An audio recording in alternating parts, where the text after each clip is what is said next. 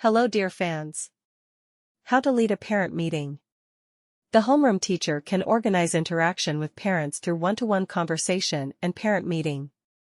When holding a general event, you must choose a topic that is relevant for your class, select informative content, and follow the rules of communication. Be attentive, tactful, convincing. Instructions. Step 1. Between meetings, communicate with children, with parents, analyze situations that arise in the classroom, conflicts and problems. All this will help you choose the right theme for your parent meeting. Step 2. Build your communication with parents on trusting, partnership principles, because you have one goal, the upbringing of a harmoniously developed personality. If the teacher chooses an edifying, moralizing tone, the position of the main, then fruitful communication will not work. Step 3. After choosing a topic, define the FORM of the meeting. It is not necessary to follow the format of a classic meeting.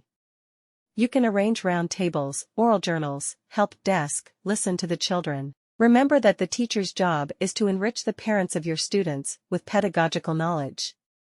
The meeting should be interesting, memorable, end on positive notes. Step 4. Be sure to prepare the theoretical part. Read the pedagogical literature on the chosen topic, prepare short memos, excerpts, interesting statements, quotes. Step 5. Observe the timetable. The meeting should last no more than 1 hour, and the informational presentation should last no more than 15 to 20 minutes. Further, the parents' attention decreases, and many will stop listening to you. Step 6. Avoid orders and orders. Try not to use words such as must, do not, etc. Such phrases are annoying. Communication will be unproductive, ineffective. Step 7. Try to hear your parents, understand their problems, understand the nonverbal language of messages, and respond appropriately to it. Provide an opportunity for everyone to speak out, tell about feelings and experiences.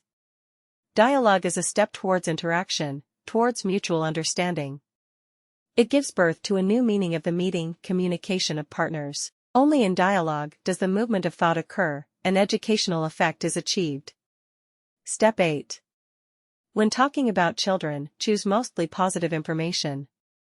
If you need to address common issues, talk about all students in the meeting without naming specific names. For each individual student, talk only in private with his parents. Step 9. Take time to answer questions. If there is a conflict with other teachers, then try to organize a meeting of the conflicting parties, help to find the right words and ways out of this situation. Thanks for watching.